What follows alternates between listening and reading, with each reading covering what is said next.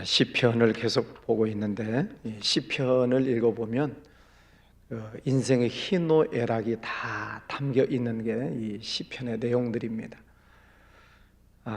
특별히 이 다윗의 시가 굉장히 참 많은데, 다윗의 시도 구분을 해보면 정말 힘들고 어려울 때 지은 시들이 참 많습니다. 그 중에 지난번 3편에서도 말씀드렸듯이 오늘 말씀도 이제 비탄시라고 합니다.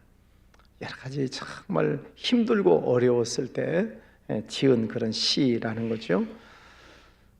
다윗이 등극하기 전에는 사울 왕으로부터 쫓겨다니죠. 10년 동안이나 도망을 다니는 신세가 되었습니다. 그래서 광야로, 굴 속으로, 산속으로, 골짜기로 도망 다니면서 죽을 뻔한 일들이 참 많이 있었죠. 그런 상황 속에서도 하나님이 자기를 보호하시고 또 지켜주시는 것을 늘 느끼면서 하나님 앞에 또 시로 찬양을 드린 내용들도 있고, 또 등극한 이후, 왕이 된 이후에도 끊임없이 정적들이 많이 있었습니다. 국내적으로 또 국외적으로 많은 적들과 전쟁을 해야 되고 또 싸워야 되는 그런 어려움들이 있죠. 그래서 또 전쟁이라고 하는 것은 늘 죽느냐 사느냐의 문제니까 죽을 뻔한 위기를 많이 넘기면서 하나님은 나의 방패십니다, 요새십니다, 나를 건지십니다 등등 이런 시를 하지요. 또 이 다윗이 노년에 가면 또 그 아들 압살롬이 또 배신을 해서 왕궁에서 쫓겨나가고 또 부끄러움을 당하는 그런 일들이 있죠. 어쨌든 이 다윗의 일생을 보면 하나님 중심, 신본주의로 살려고 애를 쓰죠. 그래서 자기의 신앙의 순결성 혹은 정통성을 지키려고 애를 씁니다. 물론 실수하는 때도 있지만 그런 믿음을 가지고 노력을 함에도 불구하고 끊임없이 이 적들로부터 공격당하는 그런 상황 속에서 자기도 모르게 한탄하고 비탄하는 그런 시들을 쓰고 있다 하는 것입니다.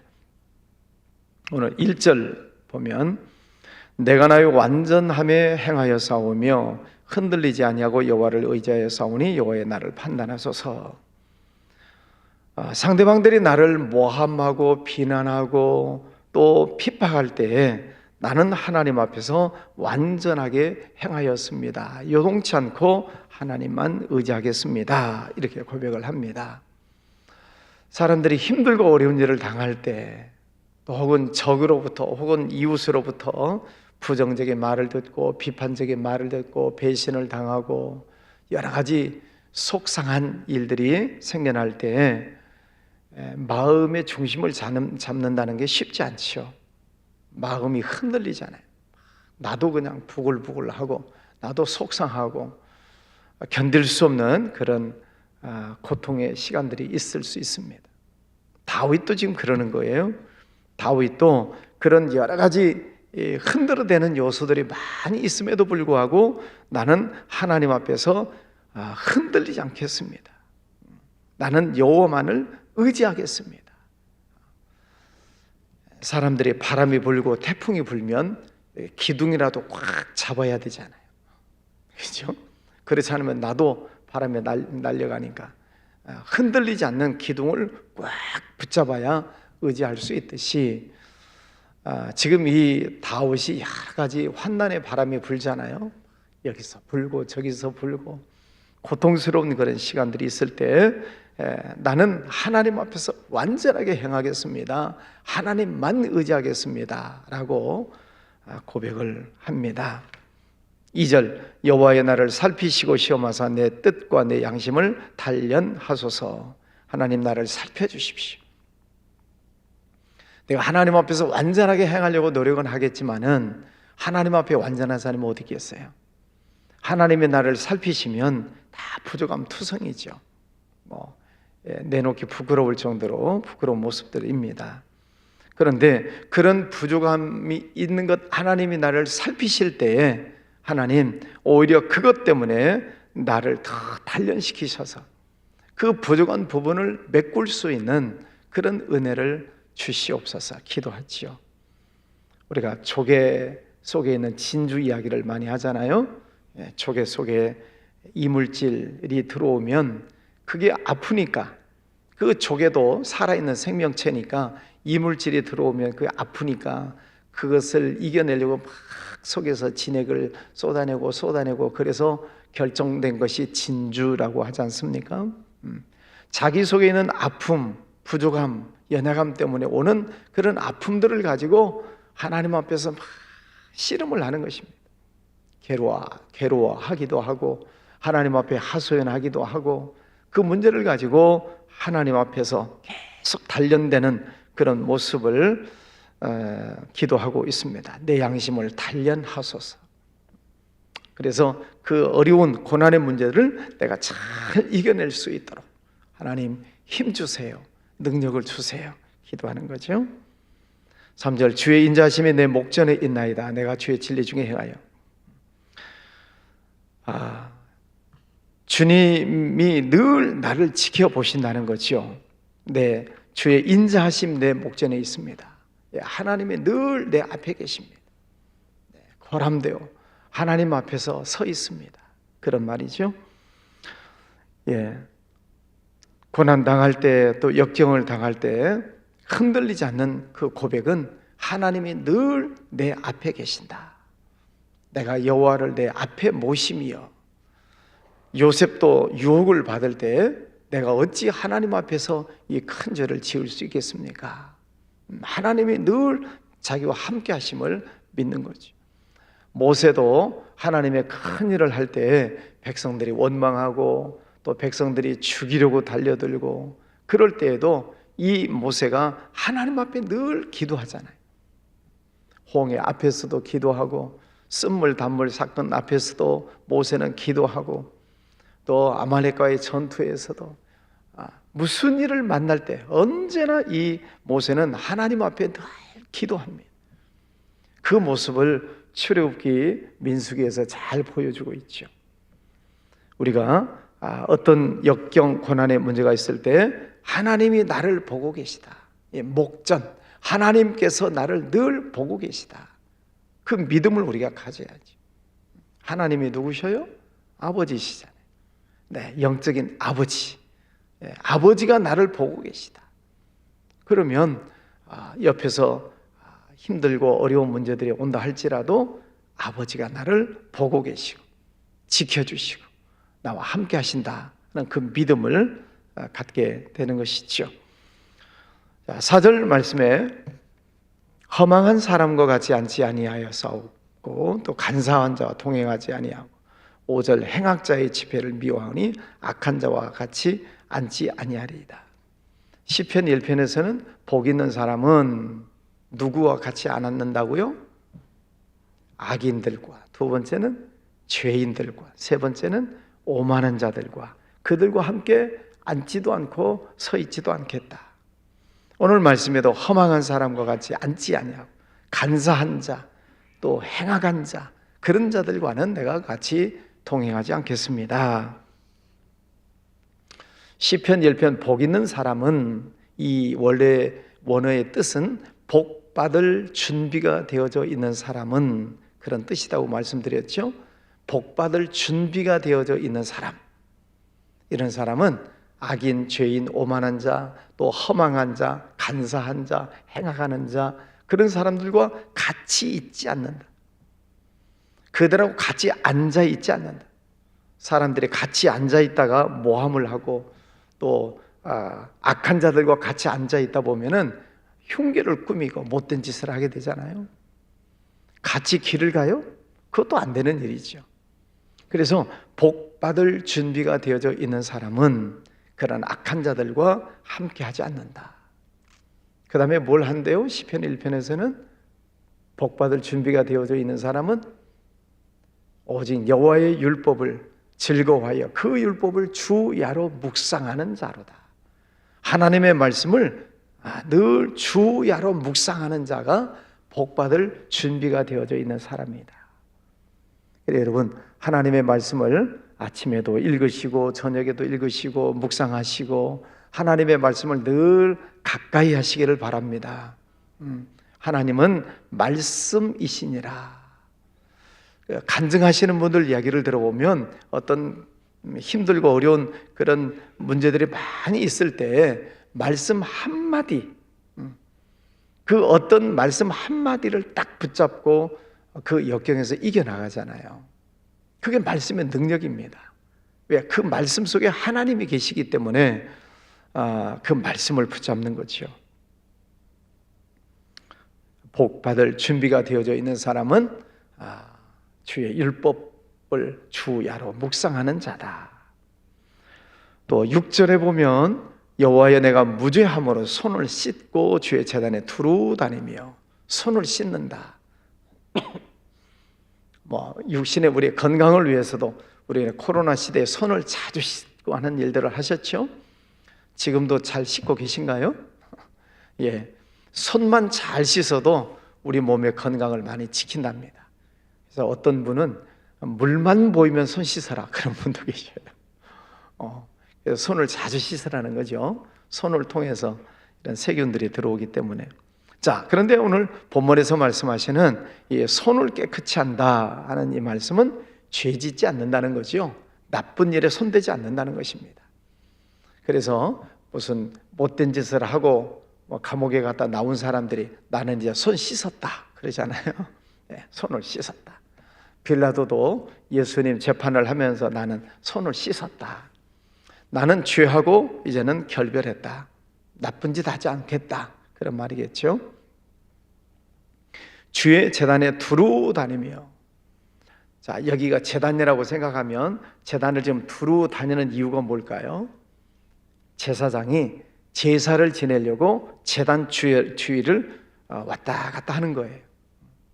제사장이 어떻게 제사를 잘 지낼까? 준비가 잘 돼 있나? 하나님 앞에 온전한 제사를 드릴 수 있는 준비가 되어져 있나를 보기 위해서 두루 다닌다. 왔다 갔다 한다 그런 뜻입니다. 우리가 하나님 앞에 예배를 드리기 위해서 성전에 나올 때 내가 하나님 앞에 온전한 예배를 드릴 준비가 되어져 있는가? 하나님의 기뻐하시는 예배를 드릴 수 있을까? 이것을 보기 위해서 왔다 갔다 하는 것처럼 하나님의 성전을 사랑하고 또 예배를 사모하는 이들에게 하나님께서 은혜를 주시지요. 그래서 오늘 이 다윗도 하나님 앞에 예배를 드리는 그 왔다 갔다 한다는 말이 쓸데없는 게 아니고 어떻게 하면 하나님이 기뻐하시는 제사를 지낼 수 있을까? 그것을 생각하면서 두루 다닌다는 거죠. 예배가 중요하다는 그런 말씀이죠. 두 가지를 소문하고 있습니다. 7절 감사의 소리를 들려주고 주의 기이한 모든 일을 말하리이다. 이런 역경, 고난, 많은 힘들고 어려운 일들이 있음에도 불구하고 내가 하나님 앞에 감사하겠습니다. 여러분 이게 쉬울까요?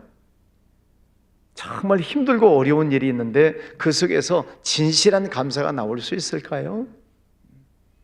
그 마음이죠. 하나님께서는 그 마음 중심을 보신다는 것입니다. 고난 속에서 감사하는 것이 쉽지 않지만 오늘 이 다윗은 그 많은 역경 속에서도 하나님 앞에 감사를 합니다. 감사로 제사를 지내는 자가 하나님을 영화롭게 한다. 고난 당하는 것이 내게 유익이라 이로 인하여 내가 주의 윤례를 배우게 되었나이다. 고난 속에서도 하나님의 뜻을 발견하는 것입니다. 그러면 감사가 나와요. 나를 힘들게 하는 사람이 있을 수 있어요. 처음에는 속상하고 분하고 그럴 수 있지만 그러나 그 속상한 문제를 곰곰이 생각해 보면 그것 때문에 하나님이 나를 더 연단시키시고 하나님께서 나의 부족한 부분을 더 채우게 하시는 하나님의 뜻이 있으세요. 그것을 깨달으면 감사가 나와요. 자, 여러분 생활 속에 어떤 문제가 있다라고 생각하시고 어떤 문제가 있는데 내 속에서 그 문제 때문에 진짜 감사가 나오고 있는가를 한번 생각해 보세요. 진짜 감사가 나오고 있는가? 아니면 한숨이 나오고 있는가? 아니면 누구 때문이라고는 탓이 나오고 불평, 원망이 나오는 것은 아닌가? 문제를 만났을 때 내 입에서 어떤 말이 나오는가? 오늘 다윗은 역경 속에서도 하나님 앞에 내가 감사를 드립니다. 그 모습을 보여주고 있습니다. 또 하나는 하나님의 은혜를 널리 알리겠습니다. 그 어려운 환경 속에서도 하나님께서 지켜주시고 보호하시고 방패가 되시고 요새가 되어주시고 건지시고 등등 18편에서 여러 가지 수식어를 가지고 하나님을 찬양하잖아요. 그 하나님을 내가 널리 알리겠습니다. 그래서 간증거리가 많아야 된다. 전도하려면 간증거리가 많아야 돼. 이것도 하나님의 은혜고 이것도 하나님의 은혜, 그것을 간증하는 거지. 하나님은 안 믿는 사람들이 어떻게 하나님을 보겠어요? 여러분을 보고 하나님을 만나는 거지. 안 믿는 사람들이 여러분의 간증을 듣고 하나님이 계신가 보네? 그러는 거죠.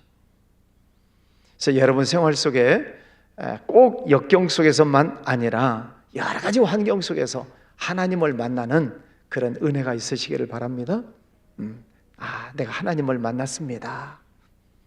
그런 고백이 있어야 돼요. 이게 하나님의 은혜입니다. 이것이 하나님의 축복입니다. 제가 다니엘 끝나면서도 말씀을 드렸어요.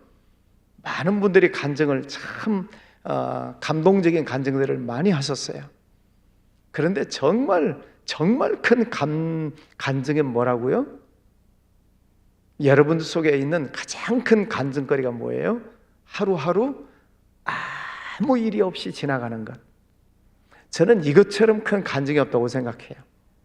그냥 큰 사고를 만났다가 구사일생이 됐다. 그것도 감사한 일이죠. 그러나 아무 일이 없이 하루를 잘 보낼 수 있는 것, 이것처럼 큰 간증거리가 어디 있겠어요? 근데 사람들은 그 은혜를 몰라요.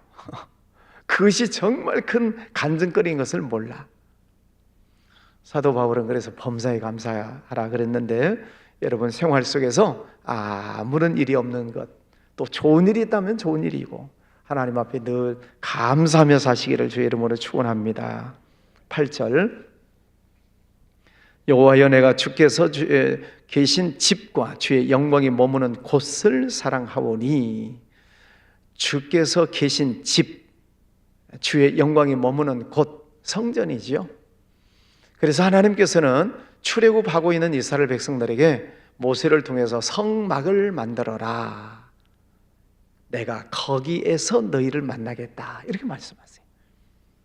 물론 하나님은 상천하지에 편만하신 하나님이시지요. 세상 어디에나 다 계시는 하나님이시지만 특별히 성막을 만들어라. 그런 말씀하셨어요. 출애굽기 22장에 보면 내가 거기서 너를 만나겠다.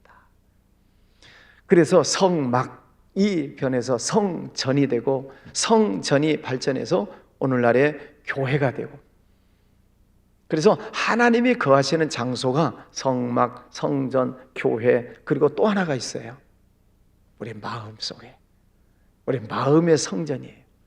하나님께서 계시는 곳, 우리 마음 속에도 하나님의 성전이 있으세요.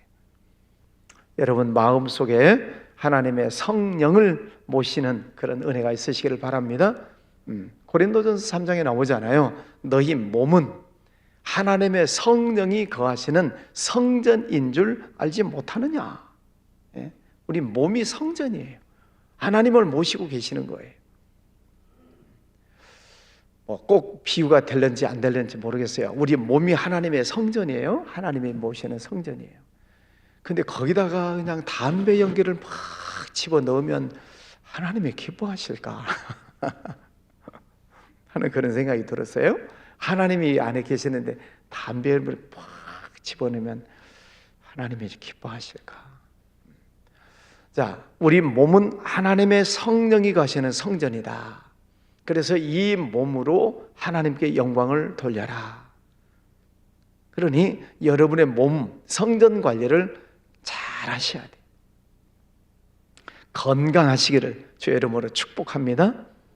건강하셔야 돼요. 그래서 아프시면 빨리빨리 약 드시고 건강을 유지하셔야 돼요. 왜? 하나님이 내 안에 계시니, 하나님 나의 성전을 삼으셔갖고 함께 계시기 때문에, 하나님이 계시는 곳, 하나님의 집, 하나님의 영광이 머무는 곳을 사랑한다 그랬잖아요. 곳을 사랑하오니. 여러분, 이 건물이 교회는 아니지만 그래도 하나님 앞에 예배드리는 장소가 교회 당, 예배 당이죠. 여러분, 이 예배 당도 사랑하시기를 바랍니다. 그 성막을 사랑했듯이, 그게 하나님 사랑하는 마음이에요. 그래서 성전을 자주 왔다 갔다 하고, 또 성전 안에서 예배하고 찬양하고, 하나님이 계시는 곳이니까 다윗이 지금 그 하나님의 성전을 사랑한다라고 고백하고 있습니다. 11절, 나는 나의 완전함에 행하오리니 나를 속량하시고 내게 은혜를 베푸소서. 지금 오늘 이 26편은 비탄시라 그랬죠. 여러 가지 고난, 환난, 역경, 정적들, 외적들, 많은 힘들고 어려운 것이 있음에도 불구하고 그 상황 속에서 흔들리지 않고 오직 하나님 바라보고 하나님 감사하고 찬양하고, 그러면서 기도하는 거예요. 하나님, 내게 은혜를 베푸소서. 하나님, 내게 은혜를 주시옵소서. 그래야 살 수 있는 거죠. 여러분, 우리가 생활 속에 여러 가지 문제들 다 있지만 늘 하나님 앞에 나와서 찬양하시고 기도하시고, 하나님 오늘도 저에게 은혜를 주세요. 오늘도 성령 충만함을 허락하여 주세요. 오늘도 주님과 함께 동행하기를 원합니다. 기도하는 복된 시간 되시기를 바랍니다. 12절, 그런 가운데에서 여호와를 송축하겠습니다. 늘 하나님 찬송하며 살겠습니다. 감사하며 살겠습니다. 이 다윗의 모습을 보시면 이제 그림으로 그려지시나요? 주변에 힘들고 어려운 일들이 많이 있지만은 그러나 흔들리지 않고 하나님 바라보고 감사하고, 하나님 은혜를 주세요. 제가 늘 하나님 송축하면서 살겠습니다. 하나님 앞에서 굳건하게 서 있는 다윗의 모습을 아침에 보았습니다. 오늘 하루 생활하실 때에도 이 다윗의 모습을 기리시면서 승리하시기를 주의 이름으로 축원합니다. 기도합니다. 거룩하신 아버지 하나님, 감사합니다. 복된 아침을 허락하여 주셨습니다. 다윗이 여러 가지 힘들고 어려운 일을 만나지만 그러나 낙심치 않고 꺾이지 않고 오직 하나님 바라보며 당당하게 나가는 모습을 보았습니다. 저희들도 이 모습을 가지고 신앙생활 하기를 원합니다. 오늘도 귀한 아침을 주셔서 감사합니다. 종일토록 하나님께 영광 올려드리는 날 되기를 원합니다. 하나님, 저에게 은혜도 주시고 지혜도 주시고 또 하는 모든 일들 잘 감당할 수 있는 능력도 허락하여 주시기를 원합니다. 오늘도 감사하고 찬양하는 승리의 날 되게 하여 주옵소서. 가족들, 자녀들 건강을 지켜주시고 또 직장, 사업장 축복의 문을 활짝 열어주셔서 늘 하나님께 영광 올려드리는 복된 삶이 되기를 기도합니다.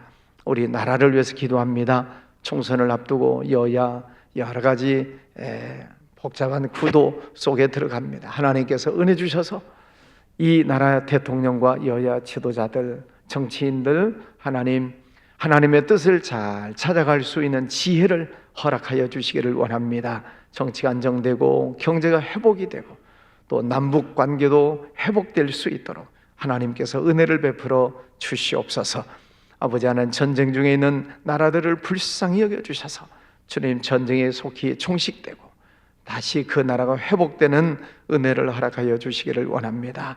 세계에 나가 있는 선교사님들 늘 영육간에 강건케 붙잡아 주시고 선교 지역 곳곳마다 하나님 축복해 주셔서 하나님의 나라가 회복되는 역사들 일어나게 해주시기를 원합니다. 아버지 하나님, 이제 주님 오시는 성탄절을 기다리며 나아갑니다. 우리 모든 이들 마음속에 또 모든 세상 사람들 마음속에 오시는 예수 그리스도를 맞이하는 평화의 마음들을 허락하여 주시옵소서. 개인적으로 올려드리는 기도 제목들을 받아주시고 응답해 주시옵소서. 수술을 앞두고 있는 우리 최산옥 권사님 건강을 지켜주시고 수술이 잘 되게 해주시기를 원합니다. 건강이 잘 회복되어서 건강한 모습으로 주님 앞에 나와 예배하실 수 있도록 은혜 베풀어 주시고, 아버지 하나님, 또 질병과 싸우는 이들 하나님 붙들어 주셔서 잘 회복되고 튼튼한 하나님의 성전으로 회복되게 하여 주시옵소서. 기원 예물 드리는 손길을 받아주시며 우리의 기도 제목 응답하여 주옵소서. 예수님 이름으로 기도하였습니다. 아멘.